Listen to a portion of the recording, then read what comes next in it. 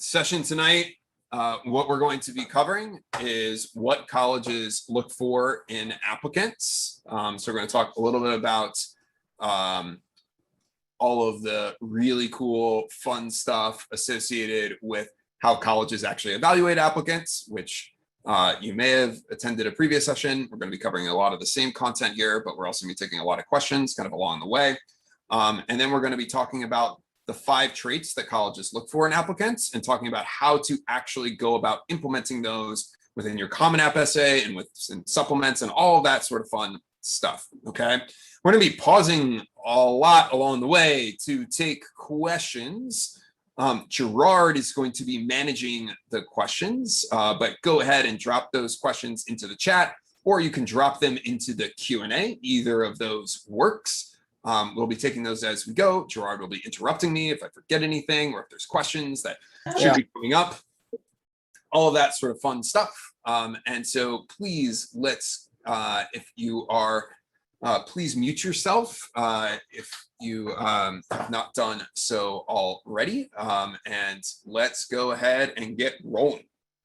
Okay, I'm going to share my screen. I'm going to go through some content pretty quickly so we have enough time to take a lot of questions associated with things. But we're going to be covering a lot of information that's extremely valuable for your student, especially as they're working on their essays. And it's a lot of information that honestly, is not necessarily information that gets shared with students, but is also mission critical for them being successful. All right, so I'm going to go ahead and share my screen. All right, and let me go ahead and put it in some sort of presentation mode so it can be super fancy. Quick introduction to myself and Gerard. We're from Prompt. We are the world's leading provider of college essay coaching and feedback. We support thousands and thousands of students a year with boot camps, one-on-one coaching, all from the start to the end of the essay process, as well as like individual reviews of, hey, I already have a draft and I just want some feedback on it from an essay coach.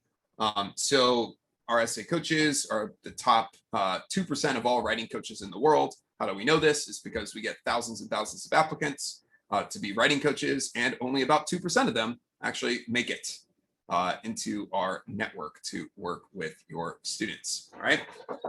So already talked about what we're going to talk about today, so we're going to dive right in. If you want, you can go to prompt.com/road-to-college. We'll talk about this later, but you can see some of the options that we have for working with your students. But this single most important thing, if you're going to walk away from this evening, is anytime that you're writing something, what really matters is to consider, what does your audience actually care about? These essays are probably one of the first times in your student's life that they will actually write for an audience that's not their teacher, okay? And unfortunately, we do a lot of work outside of college admissions essays. We're a writing school, essentially. And what we find is that many times in the classroom, students are not really necessarily taught from a writing planning process perspective to really consider their audience and consider what their audience cares about. So we're going to start with that, right? That's going to be a huge theme of this evening. We're going to be talking about the 5 traits that colleges look for in applicants. But in order to get there, what's really helpful is to take a look at the data and take a look at actually how colleges are evaluating applicants, okay? So, oh, yeah, and also forgot to mention this, and I think I'm going to get in trouble with Gerard if I don't mention this. We're going to be giving away 3 attendances at our boot camps actually at this session. So at the end of this, Gerard's going to be kind of raffling off, calling out some names as we head into the Q&A. Which will be super fun. That's $199 to go through our boot camp. So we're going to be giving away 3 of those this evening. So the entire purpose of what your audience cares about is that you will succeed in college and after you graduate. Not you all parents, I mean your kids, okay? So what they care about is how they're evaluating your applicant and your student is that your student will succeed in college and after they graduate. So how do they go about determining that? Okay, and that's where the application process comes in. And there's a really simple way to look at this. Some schools have more complex systems than this for evaluating applicants, but by and large, this is how the vast majority of schools go about it. You get a score for your academic profile and you get a score for your non-academic profile, which is most commonly called the personal score. Okay. The easiest way to look at this is put it on a matrix, right? You have your academic score, you have your personal score, and the higher both of those scores are, the higher your admissions chances. That's the general gist of it. Doesn't matter kind of what institutions you're applying to. That's the general gist of it. Now, there's a couple of key concepts here. One is what we call the academic bar. Okay, so any student that has a academic score above the academic bar means that that school believes that that student is capable of being academically successful at that college. Okay, at their college. This is a really critical and important concept, the academic bar, because if you're below it, no matter how strong your essays are, you're probably not going to get it. But if you're above it, that's when essays really start mattering in a very significant way. Okay. The same goes for the personal bar. This is a little less relevant because students below the personal bar are essentially like, by reading your application, I'm identifying like character flaws in you. So relatively few students are below the personal bar, but we'll actually see some data on this that you can see how few it really is. But this is also, an important concept as well. And when we talk about this, right, what makes up both of these scores? The academic score is exactly how you think. It's all of your academic profile. It's your grades, maybe standardized test scores. The strength of your curriculum actually really matters. So how many, let's say, advanced placement classes you've taken, or if you're in the IB curriculum, what classes you've taken there, and then your grades associated with those scores. A couple quick highlights mentioning here, just because it's interesting, and we often have to tell parents this. Depending on the institution you're applying to, the academic score is usually based off of grades from sophomore, junior, and then the first part of your senior year. They usually, a lot of schools throw out freshman year grades in terms of calculating that. The reason for that is, and they might throw out like a gym grade or a band grade or stuff that's not directly related to grades and academic subjects. And the reason they do that is they find that those grades are not as tied to success in college as your grades in more difficult academic subjects as like sophomores and juniors or seniors in school. And the non-academic score is a lot of it's essays, right? It's your activities list, how you write about your activities, your essays, your additional information section, your recommendations, perhaps you have an interview, all of that kind of fits into the personal score, right? So the key here is that it's not necessarily any one of these factors. It's a combination of factors, but essays play a really critical role in determining the personal score. And as I always have to tell people, it's not like every single essay is scored individually. That's not how it works. It's like after looking at the entirety of the application, how strong is this candidate compared to other candidates on the non-academic profile? Okay. So what does this mean and how does this look like? We're going to use Harvard's admissions data to take a look at this. I know you're probably thinking, oh, Harvard, of course we would use them, but I know many of you do not have students that are necessarily applying to Harvard or other highly selective institutions. That's totally fine. The only reason why we're using Harvard data is literally because it's the only data available related to this, okay? And the only reason why it's available is because Harvard got sued, okay? So they had to publicly release this data. And I combed through thousands of pages of data from Harvard court case documents to pull together all of the bits and pieces of information to really get a picture of how do they actually evaluate applicants in a truest sense. Okay, so what does that mean? Academic score. This is an incredibly important concept. So Harvard applicants, between 2015 and 2019, there were about 40,000 applicants a year. Last year, there were 60,000 applicants to Harvard, okay? They only accept 2,000 students, approximately. 83% of all Harvard applicants are above their academic bar, meaning that Harvard believes that these students are academically capable of succeeding at Harvard. Now, we would all love Harvard to just admit like 10,000 students a year. That would be great. 20,000 students a year. Heck, as we're seeing with this data, they could admit 40,000 students a year.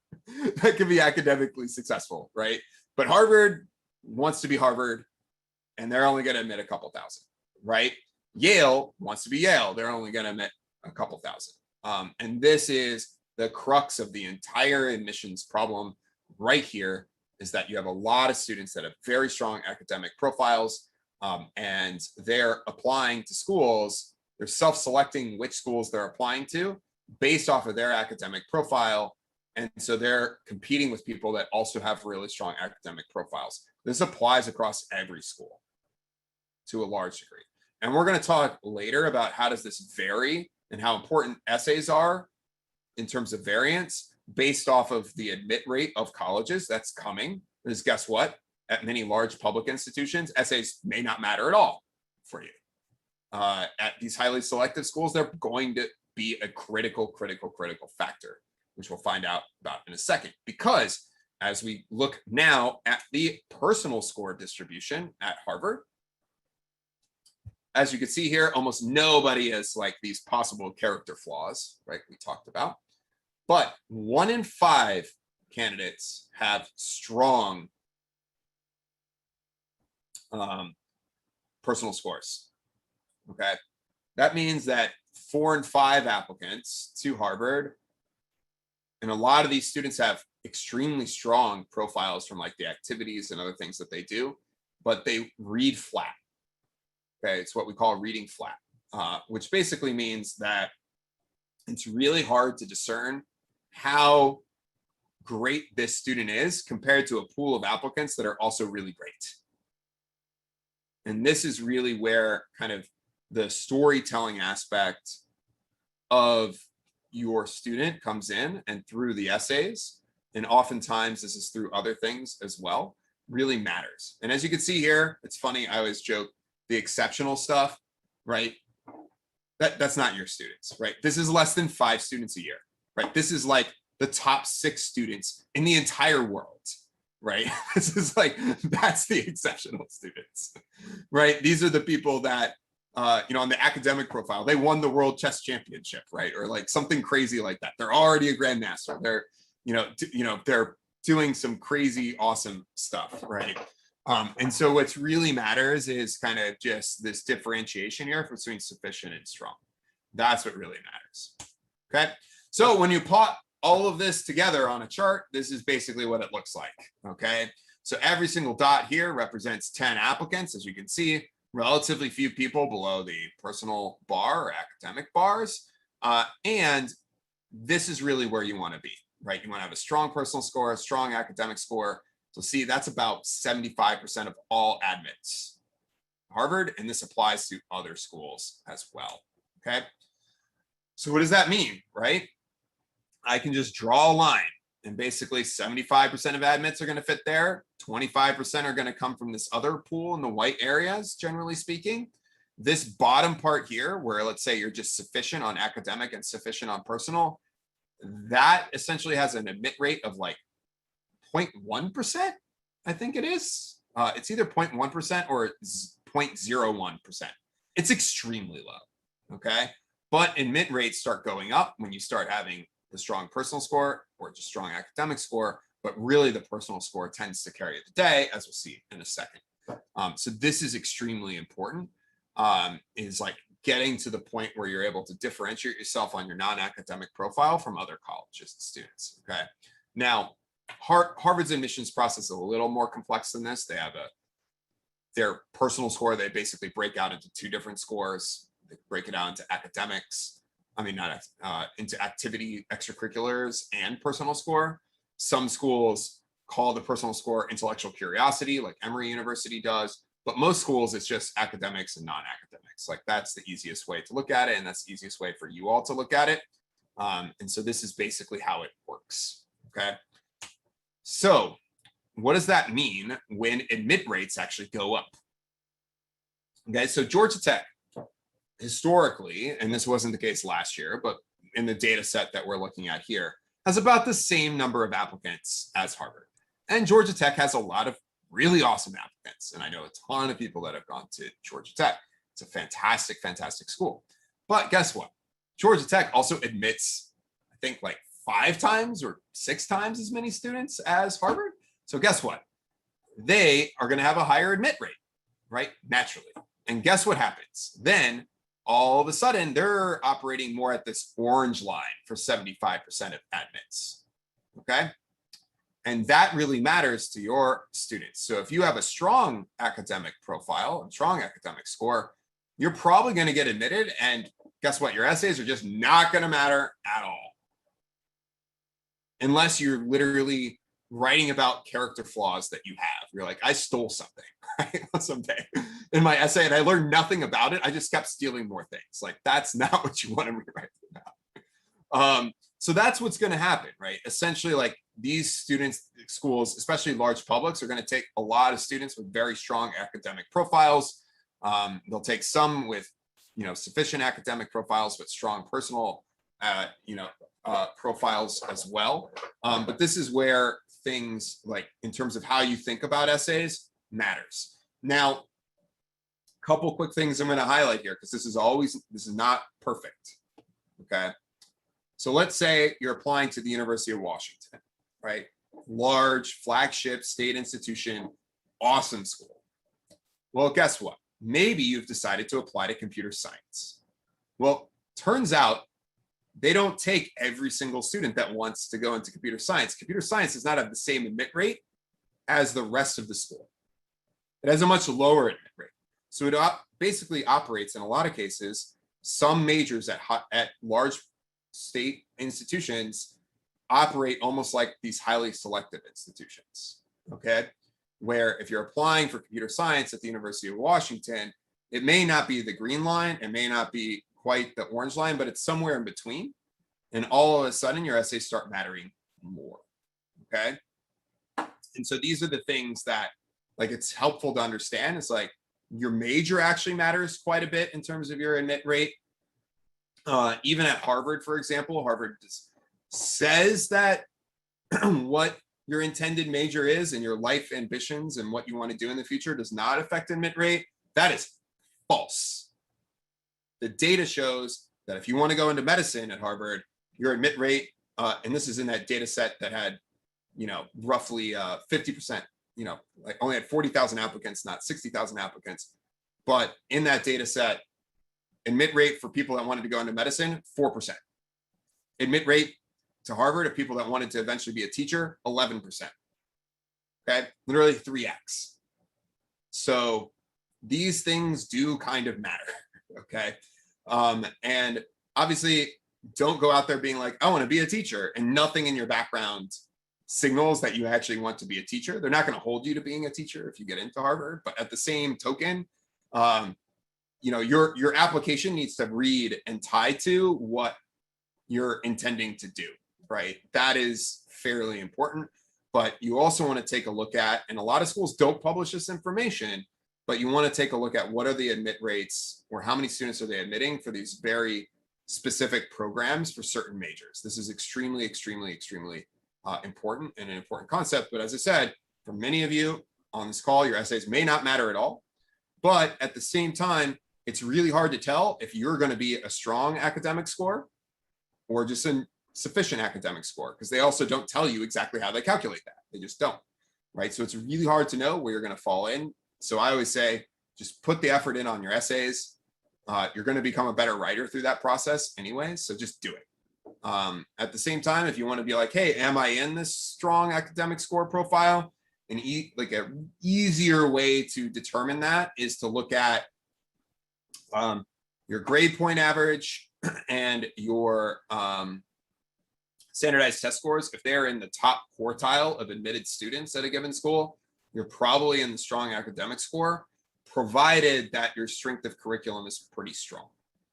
Okay, that's an important caveat here, because GPA almost doesn't matter to some degree. All these schools are calculating their own GPAs for your kids, basically. Okay, so that it's kind of irrelevant, because what matters is the strength of the curriculum, and the strength of the curriculum in terms of what curriculum you can take actually at your school.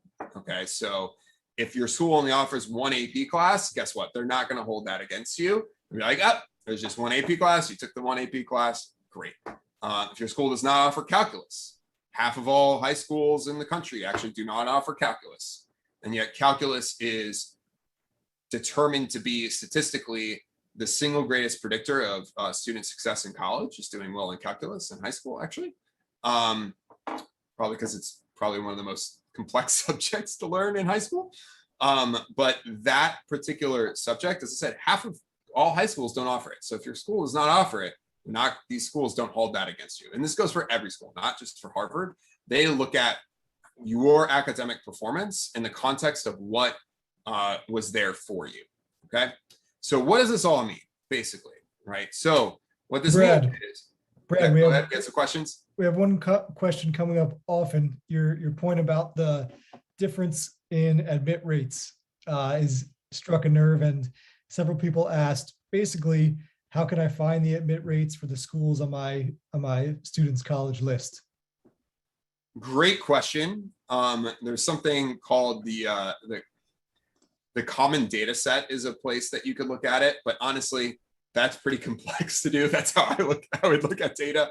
But there's easier ways to go about doing that. And the easiest way is to Google, just type in like MIT admit rate, or, type in, University of Washington admit rate, or University of Washington computer science admit rate.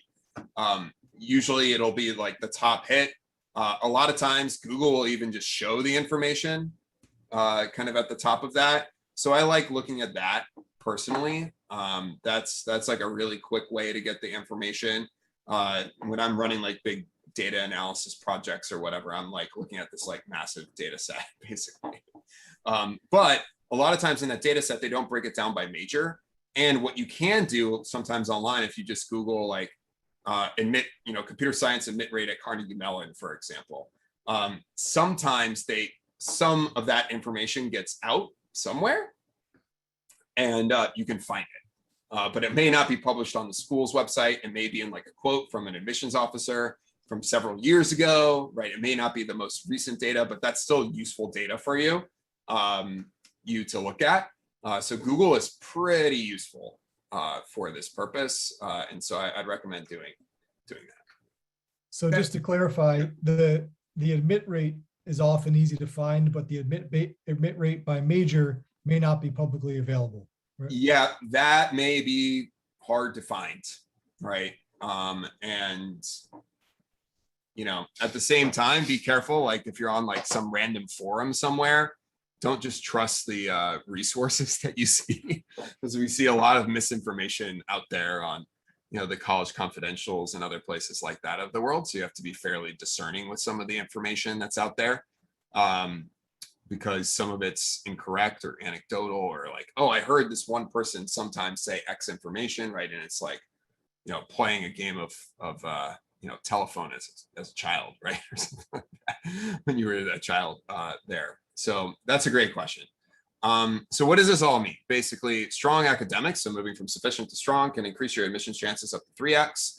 Strong non-academics, which is the essay components, can increase your admissions chances up to 10x. Okay, so just to quickly go back to this chart, students in the sufficient category were admitted at about a 2.5% rate into Harvard.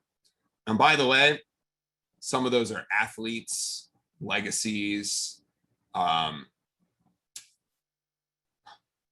what's called Dean's List. So these are like parents that may have donated a lot of money to the school, those types of things that make those lists, children of faculty, all of that sort of stuff. That kind of fits in sometimes into these categories because they're, priority, or people that the school deems as like, hey, if I need a tiebreaker between candidates, I'm going to use one of these tiebreakers. And the admit rate, though, for strong is 26%, I think it is. So, so literally a 10x difference. And that really, really matters, right? As I said, 75% of all accepted students actually are in the strong category here. Okay, that's really important. All right, so what does this mean, right? Let's actually now go in and we're going to talk about the 5 traits colleges look for in applicants that can make you a strong, get you to a strong personal score. Okay. So once again, the entire purpose of the college application is to prove you're going to be successful in college and beyond. And by you, I mean your student was going to prove that they're going to be successful in college and beyond. And so this takes me to the single biggest myth that you will hear in all of college essay dem. And the answer is that every single admissions officer, every single counselor that you work with, every single teacher, a lot of previous students are going to tell you this line, that the entire purpose of these essays, that essays are about storytelling. Okay. And this information is misinformation because it is incomplete, right? Because as we just learned, essays are about proving that you're going to be successful in college and beyond. Now, you want to tell a story that's going to prove that you're going to be successful in college and beyond. And guess what? A lot of students see, I need to tell my story, and they tell a story that does not prove they're going to be successful in college and beyond. They tell a story that they think is really interesting and compelling about them, like about their stuffed animal when they were 3 years old and how they lost them and cried for days and then bought a new one, right? Sorry, I have a kid, so I have 4 kids, so that's my story today. But this is like the types of essays that students write about, or they'll write about like their family history and their cultural upbringing, and they'll write about, like, I see a lot of ones that try to use imagery about, like, you know, a meal that's being cooked in the household and like what that meal means to them. Guess what? Is that proving success? No. Like, it's not proving to me that you're going to be academically successful in college. It's not proving to me all these other things. It's not proving to me these 5 traits that colleges look for in applicants, which are these things, right? So this is really critical, and all of your students and kind of our pathway for working with students is very much reliant on these 5 traits. We want your students' strengths to really shine through within their essays. If you're working on this yourselves with your students, these are the 5 traits you want all of the content within your applications to tie to. This is extremely, extremely important, okay? And so those 5 traits, which I'm now going to talk about, and then we're going to talk about good topics, bad topics, and essays, all of that sort of fun stuff. Getting started with us, your essays, how to write about this. We're going to talk about a couple examples, all that sort of fun stuff. Take a bunch of questions, but this is really important. So the first trait is drive. So these are students that push themselves to succeed, overcome challenges, and no matter how long the odds are, they're going to get through difficult situations and come out a better person. But not only are they seeing the challenge, they're not passively sitting by and waiting for the time to pass, right? They're taking action. So they're making their situations better, like significantly better in some way by the actions that they're taking. So these are really driven students. Colleges love driven students because guess what? Whenever they come across a challenge, when they're in college or after they graduate, they're going to push through that, right? They're going to succeed in some way.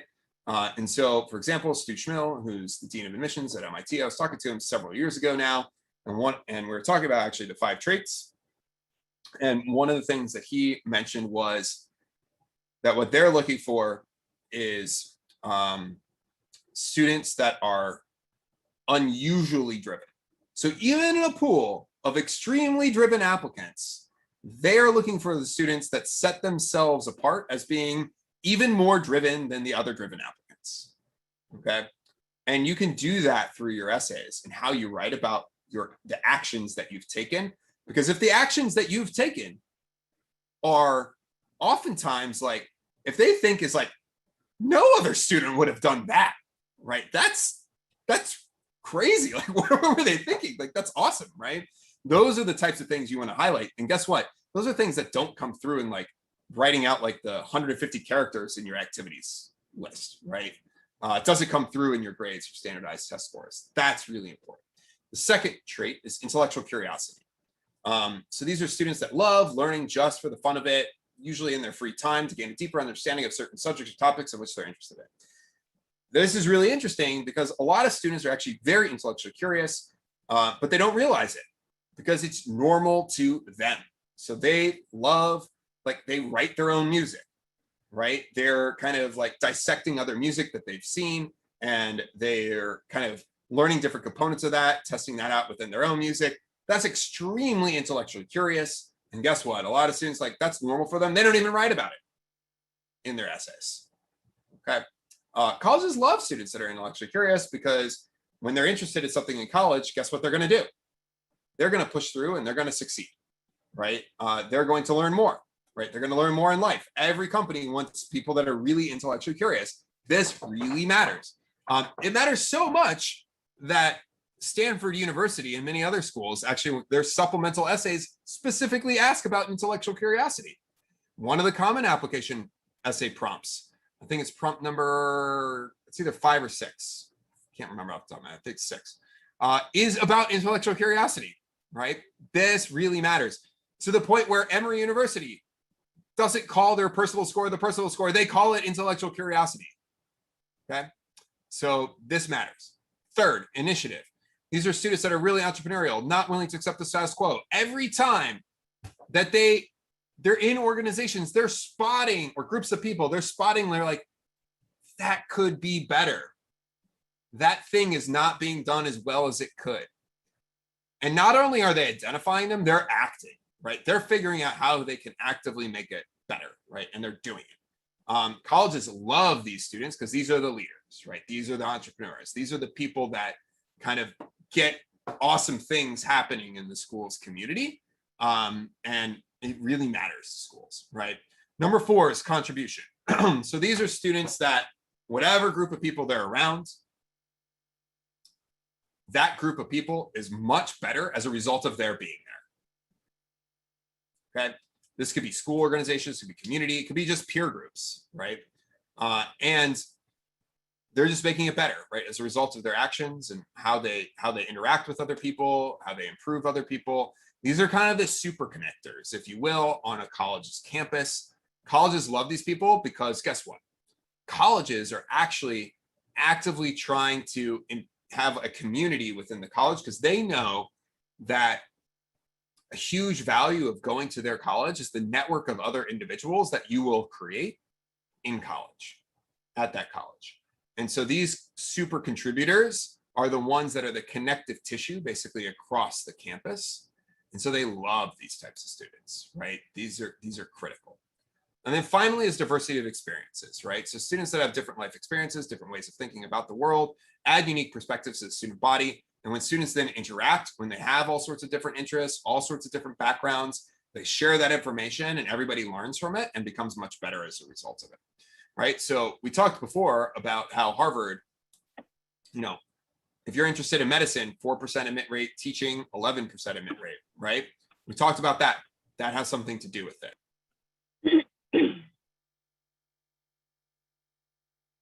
Muted by Gerard here. So I have to unmute myself. All good. So at many other schools, this is why, even if everybody wants to go into computer science, they're not going to accept everybody into computer science, right? They want people that have different experiences, right? This is why they're taking people from a lot of different geographies, right? A lot of different countries in the world, a lot of different kind of socioeconomic status and background, right? This is all tied in to this piece around, the 5 different traits. So I don't know, Gerard, there's probably some questions that have rolled in associated with the 5 traits. We can take a couple of those now, and then I'm going to talk about good topics, bad topics, and how to include these in your essays. Go ahead. Sure. All right. It was an unintentional mute, just for the record, Brad. Yeah, no, I gathered there was somebody else that you're just like, I'm going to mute everyone. And no, all good. So one question that I think the answer might be related to the 5 traits. Great question was, for essays, we've heard it's important to avoid talking about religion, but what do you do if that is who your student is and what they want to do? So I think the question is around talking about religion and it's, and should you write about it in your college essay? Yeah. So the answer is there's a lot of myths out there, right, about college essays. And so let's get back to the core tenets of writing, right? Which is you need to prove you're going to be successful in college and beyond. Okay. Now, essentially what that means is there's no such thing as a bad topic, provided that it relates to the 5 traits and proves that you're going to be successful in college and beyond, right? So there's a lot of misinformation out there, right, that says avoid writing about X. And the reason why a lot of that's out there is because sometimes you probably should avoid writing about X, but it all depends on your own personal situation associated with that topic.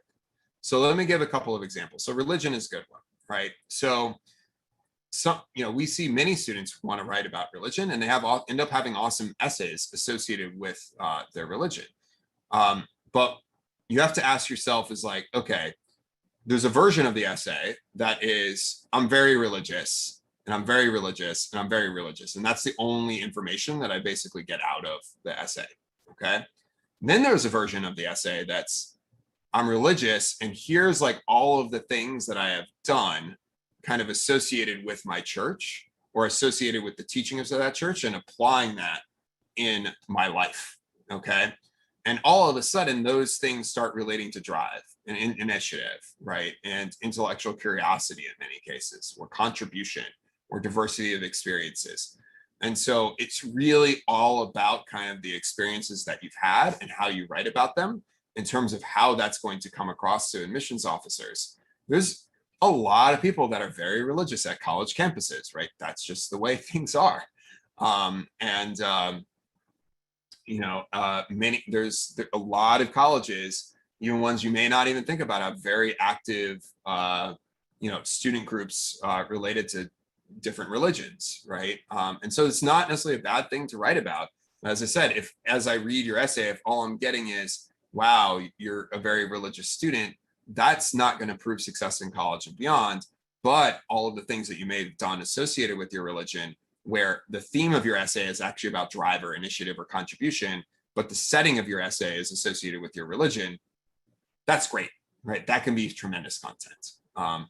And so that's an awesome question. I'm going to do a couple of other quick examples because you hear the same thing about athletics, you hear the same thing about band, you hear the same thing about drama, such theater, and a lot of other non-academic related student groups or activities. And guess what? For a lot of students, they probably should not be writing about that, because if all I read about in your band essay is, wow, I really enjoy music. And the person leaves like, oh, this student really enjoys music like every other student. That's not that compelling. Or an example I always use is athletics. Okay, so let's say, because we see a lot of these essays, which is like, oh, I scored the game-winning goal. So like that's the essay essentially, right? So, oh, I was really tired on the field. It was a really important game. And, I was so exhausted, but I dug down really deep, and got the ball, beat the defender, and scored the game-winning goal. And that's the essay.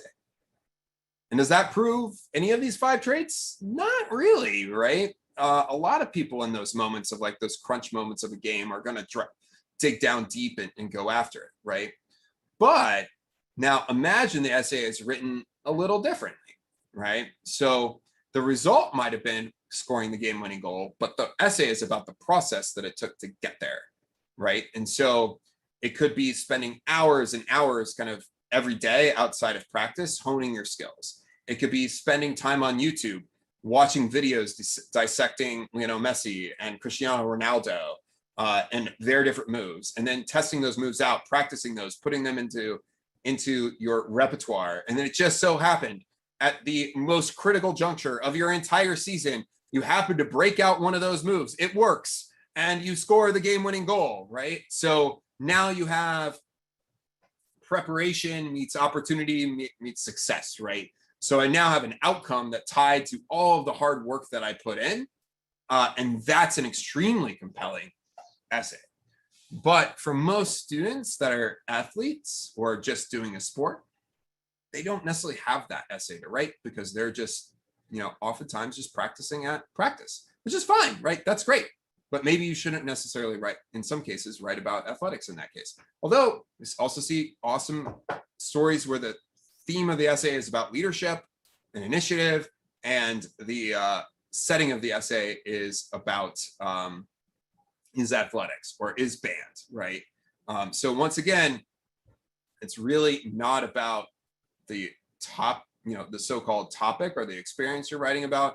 It's just like those have to match to these traits. And you don't have to cover all 5 traits in your Common App essay or your supplements, right? You want to focus on 2 or 3 strengths.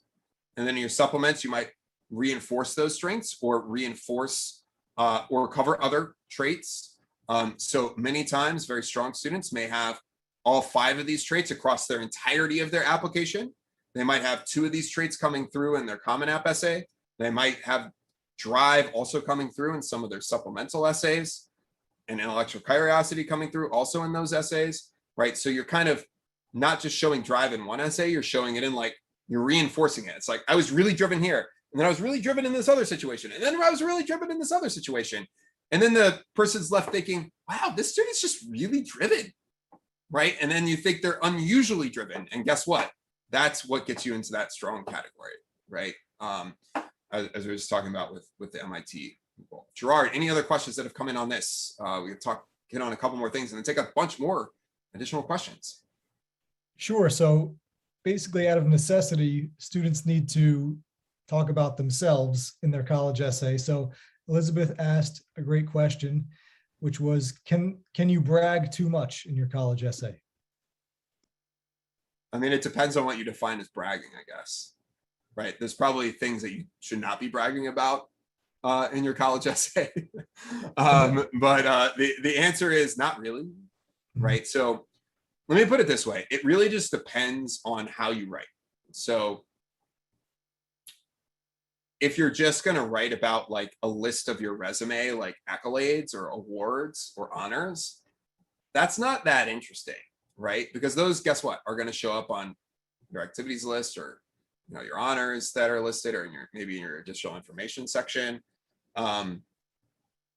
So instead, like the bragging needs to be more about like, hey, I'm going to explain to you, here's and this is like a common structure for a supplemental essay. So I'm going to mention this because it works extremely well, right? And it sets up for the same question here, right? So an easy structure to think about for like a shorter kind of supplemental essay is you say, here's the situation. Here was the outcome of the situation. And here's the steps that I took to get to that outcome. Okay. So for example, it might be speech and debate, right? So you might say, hey, I joined speech and debate, my sophomore year and did some program. I never did speech and debate, so I don't know which, some event, right? And but the outcome was by X year, let's say within 2 years, I was winning X awards, and I was improving my teammates' abilities, and they were, my team was also winning Y awards more than we've done in the past. Okay. So now I'm seeing the outcome and I'm like, oh, that's really interesting, right? Clearly you've worked extremely hard to get to this point, and you've supported your team members to also get to this point. And then you tell them, and here's how I did it, right? And you explain the actions that you actually took to get there, right? That's not bragging, right? That's just saying like, I'm stating facts, right? This was the situation. Here was the outcomes. Here's the exact steps that I took to reach this outcome. And so the answer is like, yeah, brag. There's a lot of stuff when I was applying to college that I probably should have mentioned in my application, but I did not, because I didn't know, nobody told me this stuff, right? I did all of it on my own. I was fortunate enough to get into MIT. I think it was more of a stroke of luck than anything, that some of the stuff actually came up in my interview, because I actually saw my notes that the application officer made on my application, and none of the stuff, like very few of the things that were in my notes were actually in my essays. They were kind of from like points from my write-up from my interviewer, which is fun because I actually found my interviewer on like LinkedIn and messaged him like a number of years ago. from MIT. He was like, "Oh, that's cool," because I was like the first person he had ever interviewed for MIT. But the key thing there is like, so I took, before this was like, I guess a thing that more students do now, because the internet was like in its nascency when I was applying to colleges. So like I took a couple of AP exams. I self-studied for the exams. I just bought a textbook and just learned the material. And I self-studied and I got 5s on 2 AP exams that I self-studied for.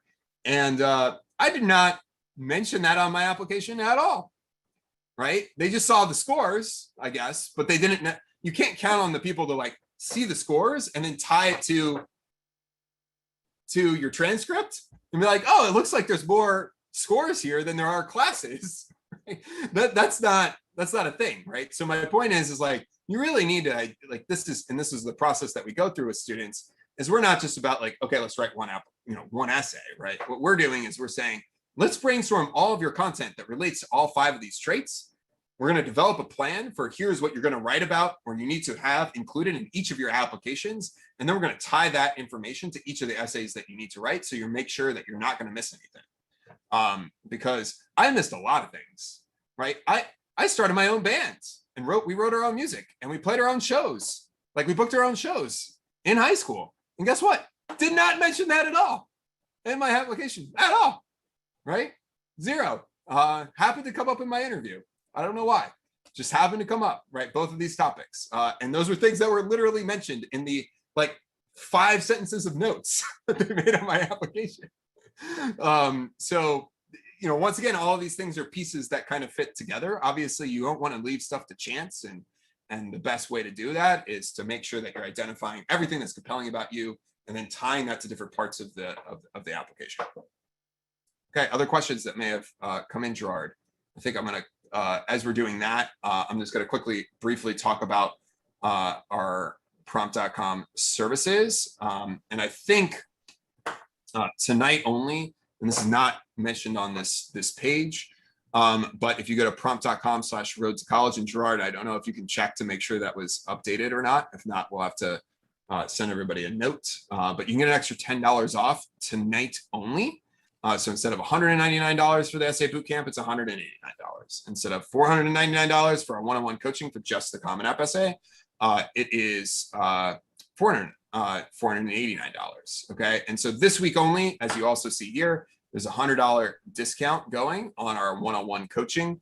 I believe that ends end of day on Saturday. And by end of day on Saturday, I mean when our development team wakes up on Sunday and turns off the discount. So Sunday mornings, usually around like 8 or 9 a.m. And they get turned off. But you should take advantage of this. As I said, we have the top 2% of essay coaches in the world. The essay bootcamp is kind of a group session, but it comes with 2 rounds of essay feedback. And so this is next Tuesday and Thursday. We've had a lot of Road to College families go through the program. I've really enjoyed it and have gotten to the point where they have Common App essays that they feel confident in. And then roughly actually about 3 times as many people that have done the essay bootcamp have actually signed on for the one-on-one coaching, either just for the Common App essay, which is the middle one, or across kind of all of their essays. So you can have options for just like, we could work with you on all of your essays for 3 schools, including your top 3 choice schools, including activities list and additional information section. And then also up to all of your schools. And so there's a link to learn more. You can find out more information there. You can also book time or call us and have a chat. But the other thing you can do is you can always get started and then upgrade later. I highly recommend doing this tonight to get the extra $10 off. The other thing that I'm going to mention is that right now, we are only starting about like 50 new students a week into our one-on-one coaching programs, just because we support thousands and thousands of students a year, and we're getting a lot of students coming in right now. And so if you want to take advantage of this and you want to get started sooner, I'd recommend just like going ahead and making the purchase as soon as you can. So that way, the sooner you make that purchase, the sooner that you're going to be in the list to get to go ahead and get started. And I can take questions on this as well, but you can just go to prompt.com/road to college. Gerard, is that up Yeah, by It any is. chance. Yeah. The And $10 discount. Awesome. the Our team is additional, awesome. yeah. So yeah, we have like about a team of over 100 now, including our writing coaches. And so, I'm glad they got that up before this, but I highly recommend doing that. And so Gerard, take it away with questions, and we'll stay on. I know we have 7 minutes more left in the session, but we'll stay on a little bit longer as needed to take more questions.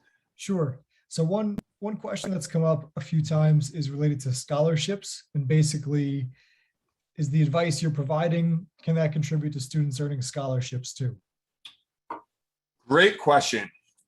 So there's kind of multiple kinds of scholarships. I'm going to talk about scholarships for specific schools, and I'm going to talk about scholarships kind of outside of the school application program. So for scholarships that are specifically tied to schools, and a lot of these are actually part of their applications, those we also support students on in the one-on-one coaching process. So if you're working on your top 3 choice schools or all of your schools with us, we're also supporting you on those scholarship essays. And those scholarship essays actually do really matter to earning scholarships, okay? Then there's essays for external scholarships to colleges. Those essays can matter as well, but we also just find, and all the stuff that you're going to learn here translates exactly to that as well. They're also looking for the 5 traits. They also want to know you're going to be successful at college and beyond, right? They're giving you money, and they want to know that, hey, you actually went and did something with the money, right? You were successful. That's awesome. They love that, right? And supporting you. But, one thing to just be aware of, and this is not necessarily a subject for this time and today, is that the probability of winning many of these scholarships outside of the schools is quite low in many cases, given the number of applicants to those scholarships. But there are certain scholarships that may have less applicants that are very much tied to something that your student has done, for example, or is interested in, or has a background in, or that sort of thing. So you could, one of the students that we worked with last year won like a very prestigious like New York Times scholarship, actually, which was pretty cool. And I think it was like she got like $10,000 or something like that, or $10,000 a year towards her tuition from the New York Times. But and I believe she used her essays that were associated with the ones that we were working with on the schools that she was applying to. I forget where she's at now, and she got into a lot of awesome institutions from the New York City DOE, I think. So yeah, that's the general gist of it. Okay, other questions come in. We've gotten many questions along the lines of, is topic X good to write about? And I know you have some feelings. Yeah, so yeah, that. we could cover those. Like, that's always super helpful to people. So do we have some topic X's? Sure. Or A's or B's or Y's or Z's? Sure. So one is chess. Writing about chess.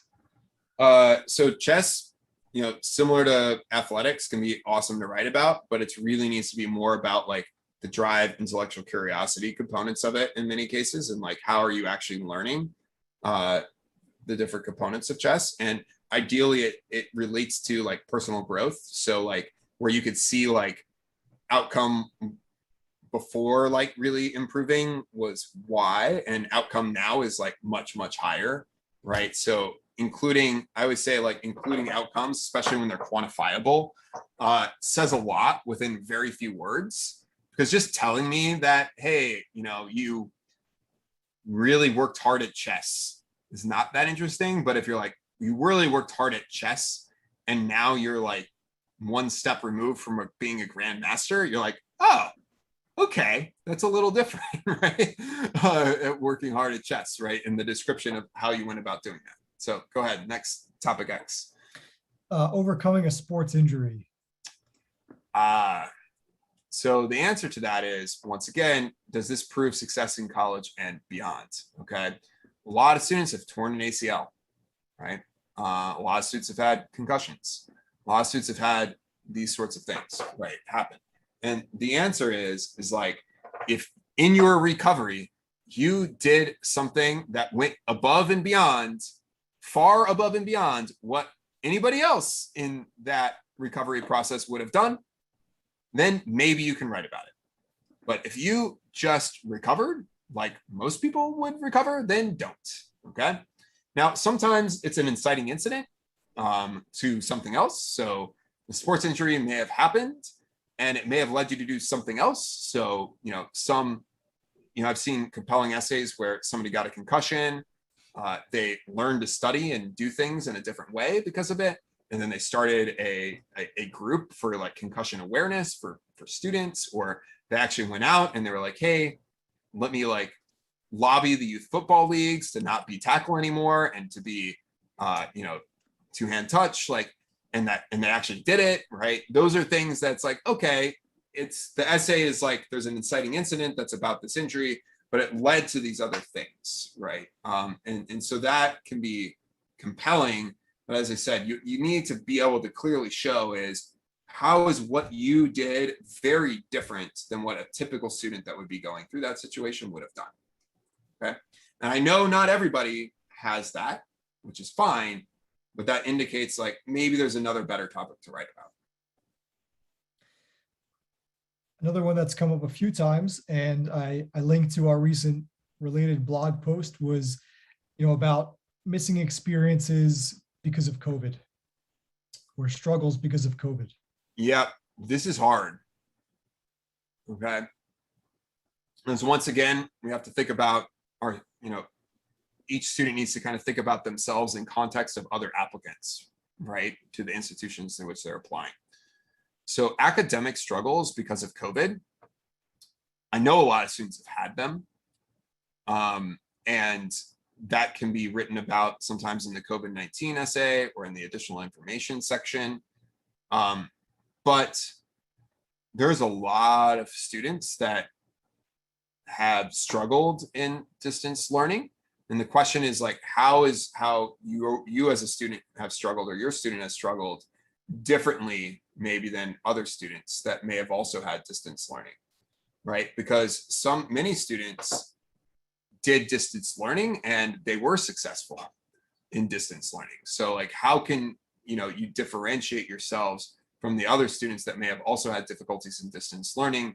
It's a hard thing to do. And I kind of need to understand like each, and this is why a coach is really helpful, to understand like each person's situation and figure out how to actually write about that in a way that can be really compelling, and also explain it in a way that is going to be like, oh yeah, this student is still going to be successful in college and beyond, right?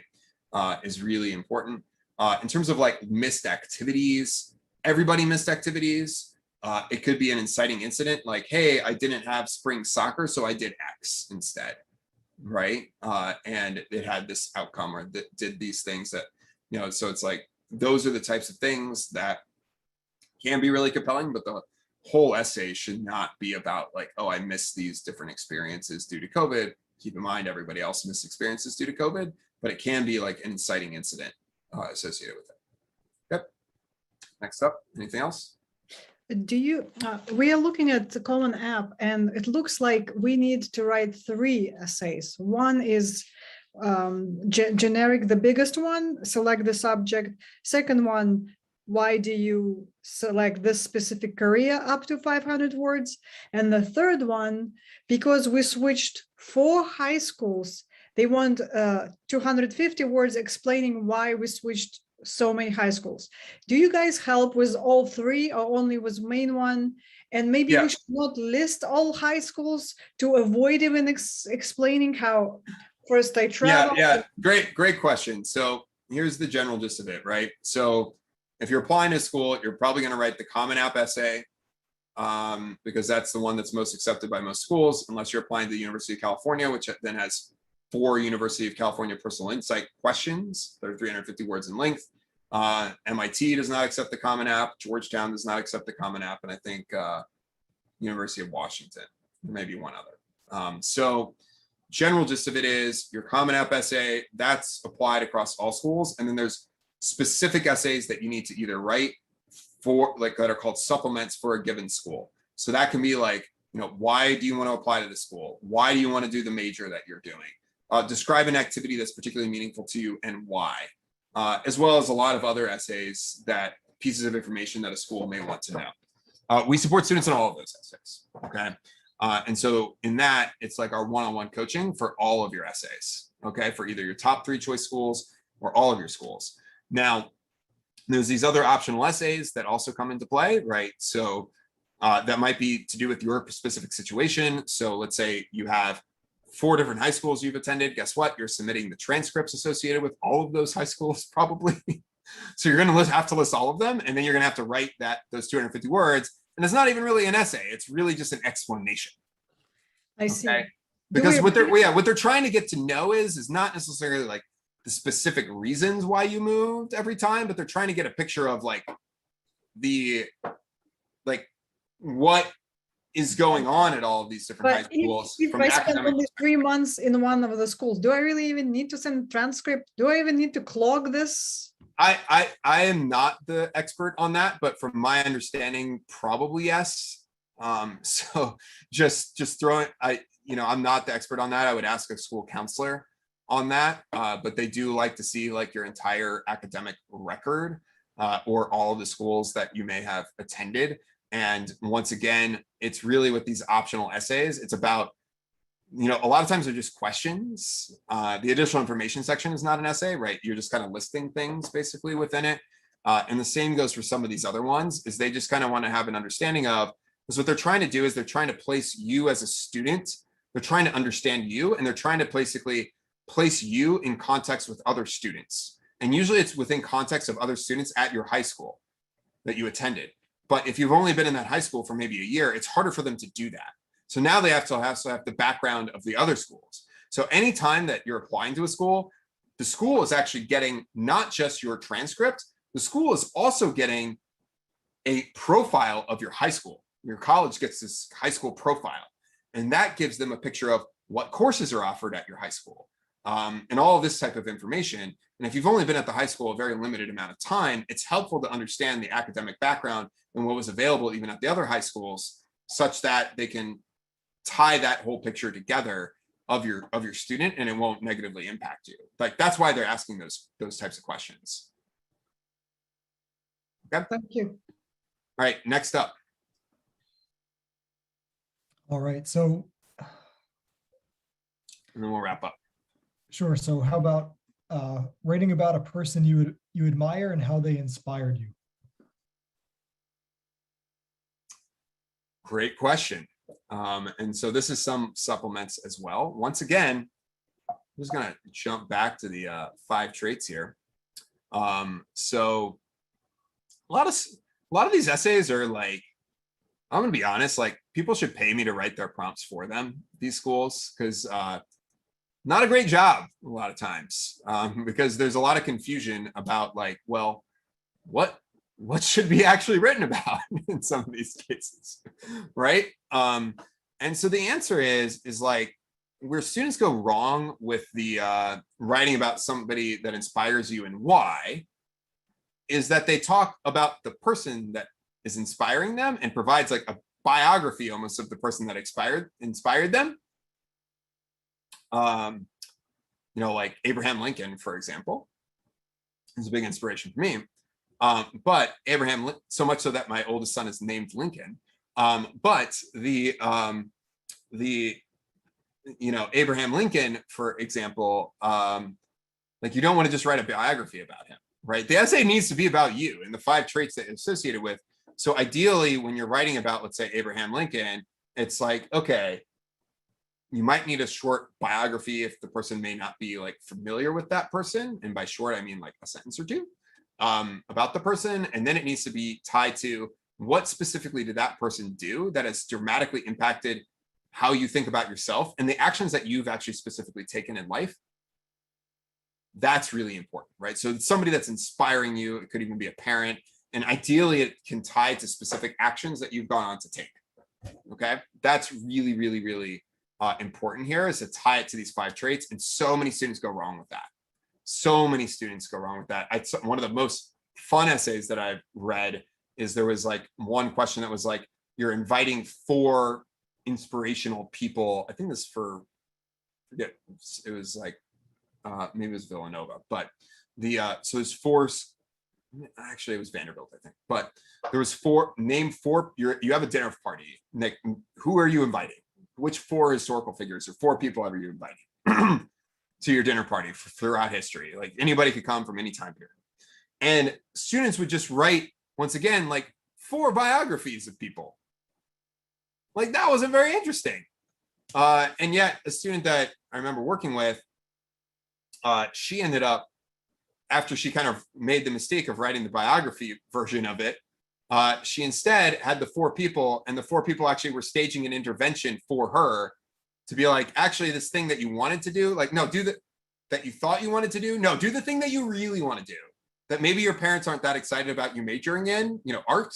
Like, no, go for it, right? And this is like the intervention of these like 3 women, incredible women throughout history that had these different viewpoints and had this incredible story that tied together that really showed, a lot about the student, right? And that's the key part of this, is it relates to the 5 traits improving success in college and beyond.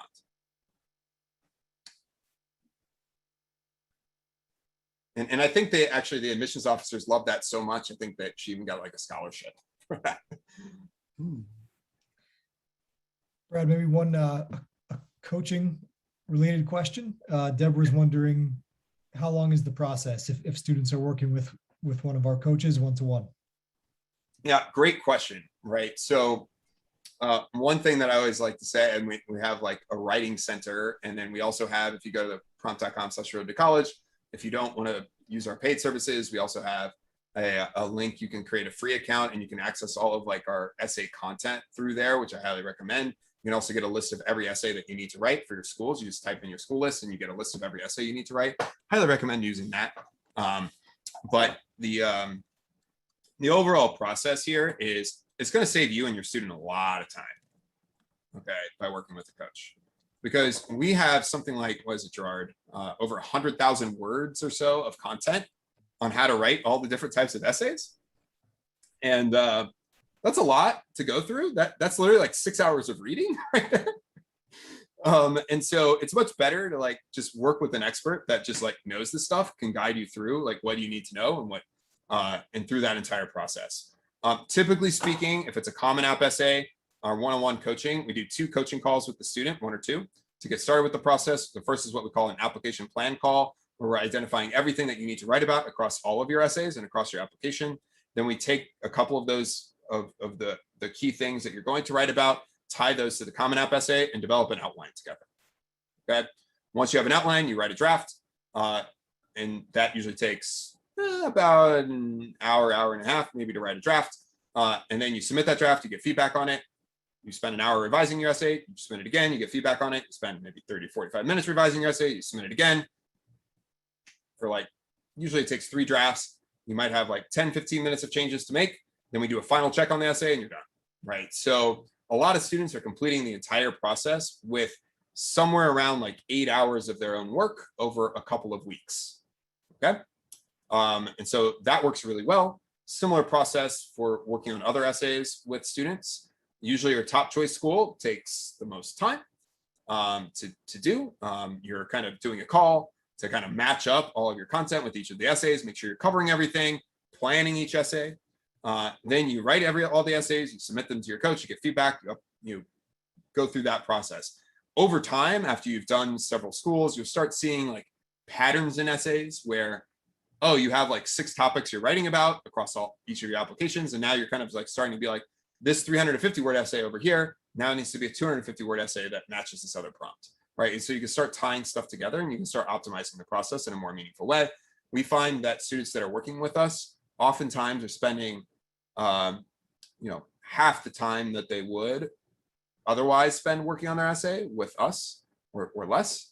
Now, this isn't the students that are just going to write the essay the night before. These are the students that are like spending hours thinking about what they're going to write about, writing it, maybe getting feedback from a friend or a parent or a teacher, right? And then they're giving it to like 10 different people. And we often find that very motivated students are somehow spending months writing the Common App essay, and then they're writing all the supplements at the last minute. Over 90% of applications are submitted within 48 hours of the deadline, okay? And then guess what? you don't get a score on each of your essays individually. Each essay does not need to be perfect on its own. It's collectively as a whole across essays and all the other components of your application to create that personal score. So it's really about making sure you're giving enough time to each of the essays. So that way the whole picture of you as a candidate comes together. And just so you know, you're probably hearing these supplement essays. By and large, if you're applying to highly selective institutions, many students that we're working with are writing like 30, 40, 50 essays kind of across all of those institutions. Like Brown, I think, for example, has 6 or 7 essays. Stanford has 8. MIT has 5 or 6. Schools are, yeah, there's some overlap. Sometimes there's less overlap, but there's a lot of essays to write. And if you're applying to other selective schools, you might only have 5 or 10 total essays to write. And other schools, if you're applying to large state public institutions, you might only have 1 essay to write, the Common App essay. Or if you're applying to just the University of California system, you might just have 4 University of California personal insight questions that are 350 words in length to write. We have options for all of these different things. But the key is like, get started now, especially if you're going to apply early action or early decision somewhere, because you don't want to be the people coming, the last couple of weeks of October and really stressing about this, because it becomes really hard to get everything done, oftentimes in that short of a time period. All right. Anything else that's come in, Gerard, or we can wrap up? Looks like that's it. We've covered a lot of the questions. I think we touched on all the big concerns. Yeah, awesome. Well, you can always call us at Prompt, talk to a writing coach. You can also message me at brad@prompt.com. You may not get an immediate response. It might take a day or so, but I do a good job of getting back to people. But I highly recommend, as I said, just go to prompt.com/road-to-college tonight only, basically until our development team wakes up in the morning, or Gerard wakes up in the morning and takes it off. That will be there. So probably until at least 7 or 8 a.m. tomorrow. Highly recommend going ahead and doing that. Also, as I mentioned, the sooner that you do that, the sooner you kind of get in the queue for getting started. As I said, we have our boot camp next week. If you're applying to schools that you might feel like, hey, the essays are not, maybe I'm unsure about how important the essays are, but you still want to have a strong essay, doing the boot camp is a great way to do that for the Common App essay. And we highly recommend it. Hundreds of students do that. So highly recommend doing that. We also have scholarships for students on free and reduced lunch programs, and there's ways to access that. I believe that might be listed somewhere on the prompt.com/road-to-college, or as long as you create your free account, there are ways that you can see within the platform to do that. Okay. Thank you all very much this evening. Gerard, is there any final things or any final thoughts that you have, especially as like a former English teacher? Well, no, we need to do the very important task of giving away our three free boot camps. Oh, I forgot about that. I am the worst. Thanks, Gerard, for remembering. Give them away. Have you done the random randomizer in Excel? Yeah, let me paste the Attendee list. Okay, he's going to do a random selection. I'll jump in and we can take 1 or 2 other questions. This was my bad on the boot camp side. This is something new that we're trying, giving them away. So lots of fun. So we're going to go ahead and do that. And so I think there's been some questions in here, like, so if you're a senior in high school and you're working on your college applications now, go ahead and get started. We do have some juniors that go through the bootcamp program, so they can start getting a sense of what is compelling about them from the perspective of colleges, which can be helpful in kind of identifying what can they do between now and when they actually apply to schools to actually improve their essays and their profiles. So that's something that you can do and take advantage of. I don't think you need the one-on-one coaching for that. But it's a good way to kind of get started or get thinking about these different things for your student. And so, you might want to consider doing that as well. And let me see if there's any other final questions that have rolled in here. And we're going to give away the boot camps. And if you're not here, we'll message you. But it's just for people that were intended live this evening. But Gerard, do we have anything here? Yes. Yeah. So, right. Here. So there they are. Congratulations to Adelisa Orantia, Jen Conk, and Tanya Geyer. All right, awesome. We're going to message you and get you set up for the boot camp. Yeah,